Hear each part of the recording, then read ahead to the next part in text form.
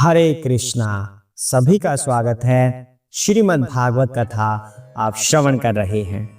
आज योगिनी एकादशी भी है। अधिकतर भक्तों ने योगिनी एकादशी का व्रत रखा होगा। कहते हैं कि एकादशी के दिन अन्न के अंदर संसार के समस्त पापों का वास हो जाता है। इसीलिए ऐसा मना किया जाता है कि एकादशी के दिन अन्न कोई भी न खाए।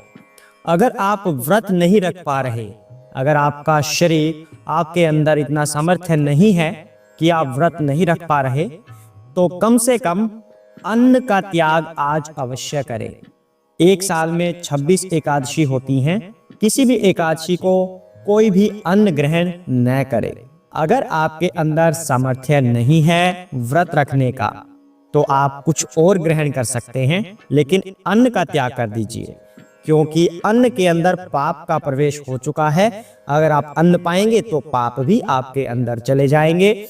इस ज्ञान की प्राप्ति के बाद अवश्य ही कोई ही ऐसा होगा जो अन्न का त्याग नहीं करेगा एकादशी के दिन। इसलिए सभी भक्त एकादशी के व्रत का पालन करें। व्रत रखते हैं तो बहुत अच्छी बात है, नहीं रख पा रहे तो केवल अन्न का त्याग कर दीजिए। तो एकादशी के इस पावन अवसर पर आज हम श्रीमद् भागवत को आगे बढ़ा रहे हैं। आज 66वां दिन है। श्री नारद मुनि और श्री व्यासदेव जी की वार्तालाप चल रही है। श्री व्यासदेव जी श्री नारद मुनि से पूछ रहे हैं इस छठे अध्याय में कि आपका जीवन कैसे व्यतीत हुआ जब संत मुनि चले गए थे। तो बड़ी दुखदायी कहानी आई थी श्री नारद मुनि जी की कि उनकी माता को सर्प ने डस लिया था। उसके बाद वो बिल्कुल अकेले हो गए और फिर उत्तर दिशा की तरफ चलने लगे।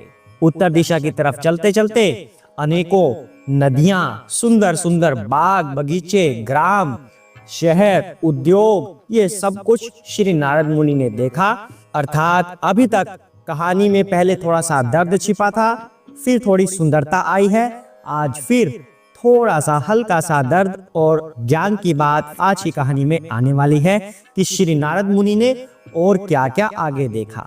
तो वो कथा सुनने से पहले भगवान की एक छोटी सी वंदना कर लेते हैं, जिससे हमारा हृदय पवित्र हो, श्री भगवान के चरण कमलों में हमारा ध्यान लग जाए। हरे कृष्णा। हरे कृष्णा हरे कृष्णा कृष्णा कृष्णा हरे हरे, हरे राम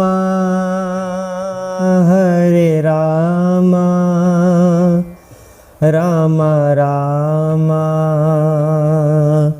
हरे हरे,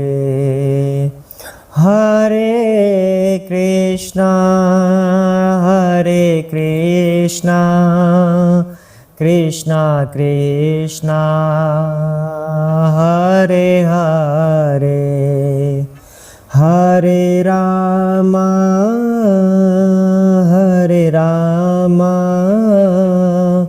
राम राम हरे हरे, हरे कृष्णा कृष्णा कृष्णा हरे हरे, हरे राम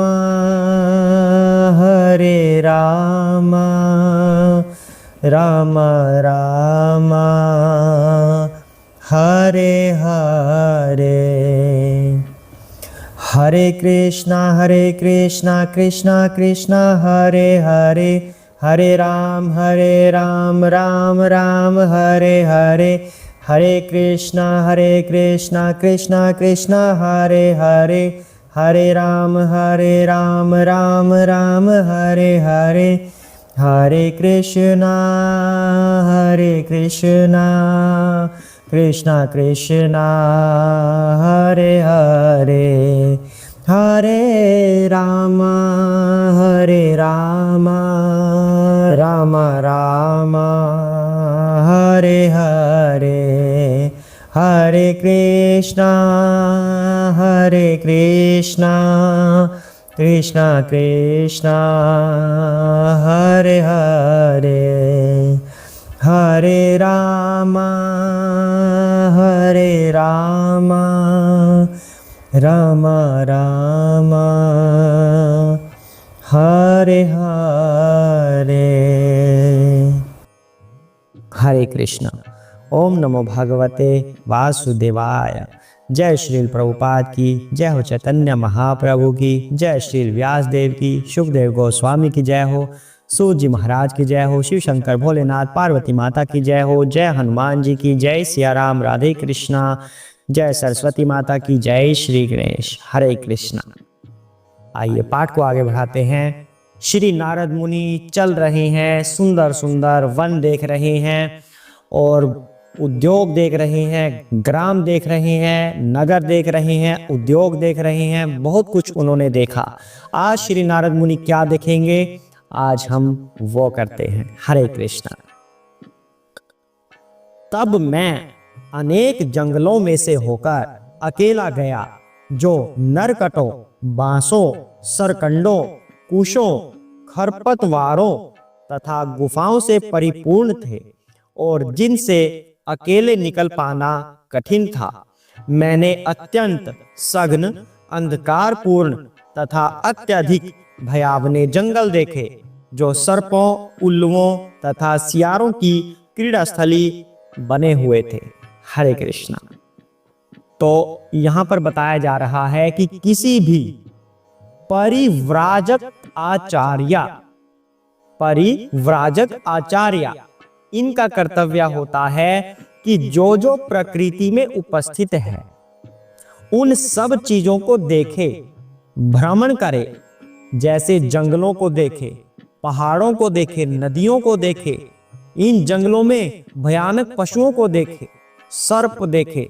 तो इस तरह से प्रकृति में जो जो चीजें विद्यमान हैं उन सबको भ्रमण करते हुए देखे कि भगवान ने कैसी सृष्टि बनाई हुई है, उसका अनुभव करे।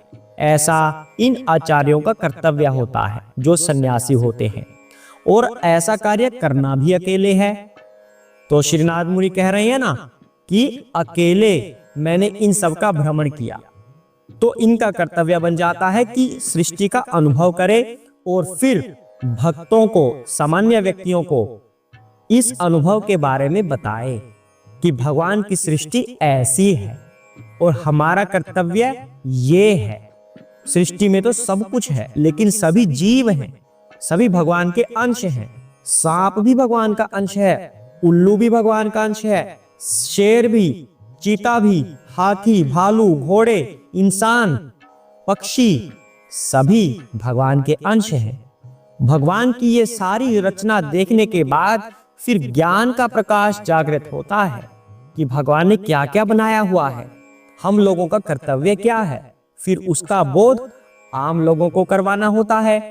तो जो वर्तमान युग है, कलयुग, इसके जो सबसे बड़े सन्यासी हुए हैं, सबसे विशिष्ट सन्यासी, वो हुए हैं भगवान श्री चैतन्य महाप्रभु। चैतन्य महाप्रभु एक ऐसे सन्यासी हैं जिन्होंने जंगलों में भ्रमण करते हुए मध्य भारत के जंगलों में से वो गुजरे थे, उनका भ्रमण किया था चैतन्य महाप्रभु ने। तो उन पशुओं को भी उन्होंने भक्त बना दिया। इतना दिव्य उनके अंदर प्रकाश था, इतना दिव्य उनको ज्ञान था। भगवान थे, भगवान के अवतार हैं वो श्री चैतन्य महाप्रभु।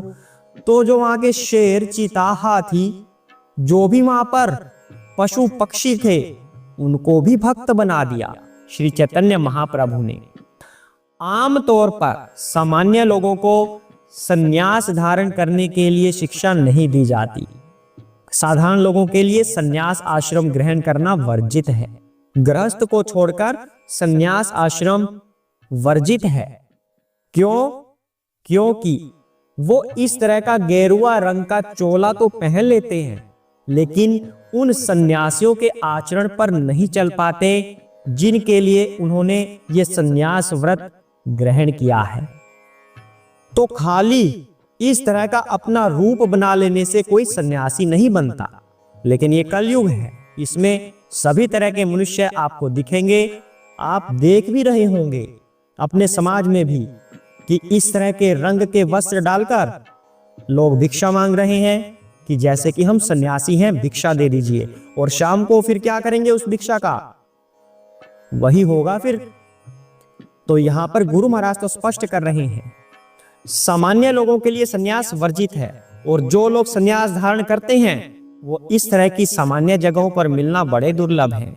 वो इस तरह से जगह जगह नहीं भटकेंगे, किसी गृहस्थ के दरवाजे पर भिक्षा के लिए वो नहीं आते कभी भी। आगे के श्लोक में आएगा कि अगर आते भी हैं तो क्यों आते हैं, लेकिन इस तरह की भिक्षा के लिए नहीं आते। 1 रुपया दे दिए, 2 रुपए दे दीजिए, 10 रुपए दे दीजिए, नहीं, ये सब दिखावा है, नौटंकी है, ये कपट है।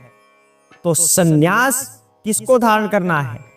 इस तरह के जो आचार्य हैं, नारद मुनि जी, श्री चैतन्य महाप्रभु जी, जो सन्यास धर्म का पालन कर सके, सामान्य व्यक्ति पालन नहीं कर सकता, इसलिए उनके लिए वर्जित है। और जो व्यक्ति गलती से सन्यास धारण कर भी ले तो उसके लिए भी यहां पर कुछ है। अगर किसी ने सन्यास धारण कर लिया तो अब उसको क्या करना है? तो उसको श्री नारद मुनि और श्री चैतन्य महाप्रभु इनका अनुकरण नहीं करना, मतलब कॉपी नहीं करनी इनकी, कि हम भी चले जा रहे हैं, कहीं से भिक्षा ले ली, कहीं से कुछ कर लिया, चले जा रहे हैं। अनुकरण करने का सामर्थ्य आपके पास नहीं है। आपको क्या करना है? ये तो भगवान थे, श्री नारद मुनि तो इतने बड़े भक्त हैं, हम लोग थोड़ी ना भक्त हैं। हम तो दुनिया से तंग आकर सन्यास धारण कर लेते हैं कि भाई कौन जिए इस जीवन में, इस तरह की दुनियादारी में कौन जिए, सन्यास ही धारण कर लो, छोड़ो परे। इस तरह की जिंदगी को छोड़ देते हैं। हम सन्यास में जाएंगे और फिर क्या करेंगे? भिक्षा दो जी, भिक्षा मांगेंगे, तरह तरह के नाटक करके दिखाएंगे, अलग वस्त्र धारण कर लेंगे, लेकिन जिस कार्य के लिए सन्यास धारण किया जाता है वो कार्य नहीं करेंगे, भक्ति नहीं करेंगे। तो इनसे सावधान। तो गुरु महाराज कह रहे हैं कि अगर आपने गलती से सन्यास आश्रम धारण कर भी लिया तो आपका कर्तव्य है कि श्री नारद मुनि और चैतन्य महाप्रभु की तरह ना करें। आपको क्या करना है? तीर्थ स्थानों पर रहना है, वहां पर रहते हुए जो षट गोस्वामी होते हैं वैसे वैसे आचार्यों से सत्संग सुनना है, श्रवण करना है, उनसे कीर्तन में भाग लेना है। तो आपको अपना जीवन इस तरह से व्यतीत करना है, ऐसे महान आचार्यों की सेवा करते हुए, उनसे श्रवण करते हुए, उनके कीर्तन में भाग लेते हुए, इस तरह से फिर आपको अपना जीवन व्यतीत करना है, ताकि आपको उस सन्यास आश्रम का पूर्ण फल प्राप्त हो सके। तो यहां पर चैतन्य महाप्रभु की बात की गई है, उन्होंने सन्यास का नाम भी स्वीकार नहीं किया था। अगर सन्यास धारण करना है तो उसका प्रदर्शन नहीं करना, यहां पर स्पष्ट किया जा रहा है। कुछ लोग सन्यासी बनने का प्रदर्शन करते हैं, लो जी हमारे इस तरह के कपड़े हैं, हम सन्यासी हैं, दो जी भिक्षा, या कुछ भी कार्य करवा लीजिए सम्मान पाने की इच्छा।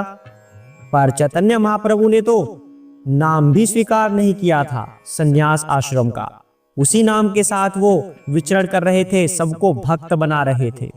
तो साधारण व्यक्ति के लिए ये करना बड़ा मुश्किल सा है, इसलिए उनको कॉपी ना करें, बल्कि भक्त की तरह रहे कि हम भगवान के दास हैं, हम गुरु महाराज की, आचार्यों की सेवा करेंगे, उनसे श्रवण करते रहेंगे, कीर्तन करेंगे, इस तरह से हम अपना जीवन यापन करेंगे। तो ये निर्देश दिया गया है। अगले श्लोक की तरफ बढ़ते हैं, क्या कहते हैं? इस प्रकार विचरण करते हुए मैं तन तथा मन से थक गया और प्यासा तथा भूखा भी था, अतएव मैंने एक सरोवर में स्नान किया और जल भी पिया, जल स्पर्श से मेरी थकान जाती रही। हरे कृष्णा। कहते हैं ऐसे जो भगवान के विशिष्ट भक्त होते हैं, ऐसे आचार्य, इनको जब भूख प्यास लगती है तो किसी गृहस्थ के दरवाजे पर खाना मांगने नहीं जाते, उनके दरवाजे पर जाते हैं, लेकिन उनको कुछ ना कुछ ज्ञान देने के लिए। हालांकि भिक्षा मांगते हैं, कुछ घर निश्चित किए जाते हैं कि इतने घरों से हम भिक्षा लेंगे, इससे ज्यादा घरों से नहीं लेंगे, चाहे मिले या ना मिले, कुछ इस तरह के नियम भी होते हैं सन्यासियों के। लेकिन फिर भी वो अपनी इच्छा पूर्ति के लिए उनके दरवाजे पर नहीं जाते, वो उनका कल्याण करने के लिए जाते हैं। जैसे कि 5 घरों से आज हमें भिक्षा लेनी है। इसका तात्पर्य ये नहीं कि अपनी इच्छाओं की पूर्ति के लिए 5 घर में जाएंगे। इसका तात्पर्य है कि 5 घरों को आज शिक्षा देने के लिए वो जाएंगे और बहाना बनेगा भिक्षा का, लेकिन जा रहे हैं वो शिक्षा देने के लिए। तो सन्यासियों का ये कर्तव्य होता है, वो लोगों का कल्याण करने के लिए घर से निकलते हैं। तो इसी उद्देश्य से श्री नारद मुनि भी चलते जा रहे हैं, और जब उनको भूख और प्यास लगी तो प्रकृति के उपहारों से ही वो अपनी भूख प्यास को शांत कर लेते हैं। जैसे कि नदी से जल पिया, वहां पर स्नान किया और तृप्त हो गए, उनकी थकान जाती रही, ना कि वो किसी गृहस्थ पर आश्रित हुए। आगे देखते हैं। उसके बाद उस वीरान जंगल में एक पीपल वृक्ष की छाया में बैठकर मैं अपनी बुद्धि से अपने अंतःकरण में स्थित परमात्मा का वैसे ही ध्यान करने लगा जिस प्रकार की मैंने मुक्त आत्माओं से सीखा था। हरे कृष्णा। तो कहते हैं कि भगवान का जब ध्यान करना होता है, वैसे तो कलयुग में तो किसी के लिए संभव नहीं है कि कोई ध्यान में बैठे भगवान के। प्रयास हमें करना चाहिए, करते रहना चाहिए, यहाँ तक इस स्टेज तक पहुंचना है कि हम भगवान का ध्यान कर सकें। पर कलयुग के लोगों के लिए ध्यान पॉसिबल नहीं है। उनके लिए नाम जप के लिए बताया गया है कि आप नाम जप कीजिए, क्योंकि ध्यान तो इधर उधर भटक जाता है ना कलयुग के लोगों के लिए। पर यहाँ पर श्री नारद मुनि ध्यान में बैठे हैं पीपल के वृक्ष के नीचे। पर किस तरह से उन्होंने ध्यान किया? उन्होंने अपने गुरुजनों के आशीर्वाद से जो सिद्धियां प्राप्त की, जो आशीर्वाद उन्होंने प्राप्त किया, जो शिक्षा उन्होंने प्राप्त की कि इस तरह से आपने ध्यान करना है, उनके आचरण के अनुसार, उनके बताए हुए मार्ग के अनुसार श्री नारद मुनि अब ध्यान करने बैठे हैं श्री भगवान का, श्री भगवान कृष्ण का। तो हमें अपने गुरु महाराज के निर्देशानुसार ही भगवान की पूजा, उनकी आराधना, उनका ध्यान, स्मरण, नाम जप, ये सब करना चाहिए। अपने मनमाने ढंग से नहीं करना चाहिए। तो आज के लिए हम यहीं तक करते हैं। कल के दिन का पाठ बहुत ही रोचक होने वाला है। उसमें भक्ति की स्टेजेस बताएंगे अलग अलग, कि भक्ति की शुरुआत कहाँ से होती है और अंत में किस रूप में वह बदल जाती है और कितना सुंदर रूप वह भक्ति ले लेती है। तो इंतजार कीजिए कल तक का। आज की कथा में अगर आपको कुछ समझ ना आया हो तो पूछ सकते हैं, कमेंट कर सकते हैं। अगर पसंद आई है तो हरे कृष्णा अवश्य ही लिखिएगा। इससे आपकी भक्ति बढ़ेगी और हमारा उत्साह बढ़ेगा और हम दोनों का श्री कृष्ण के प्रति, उनके चरण कमलों में प्रेम बढ़ेगा। हरे कृष्णा। ओम नमो भगवते वासुदेवाय।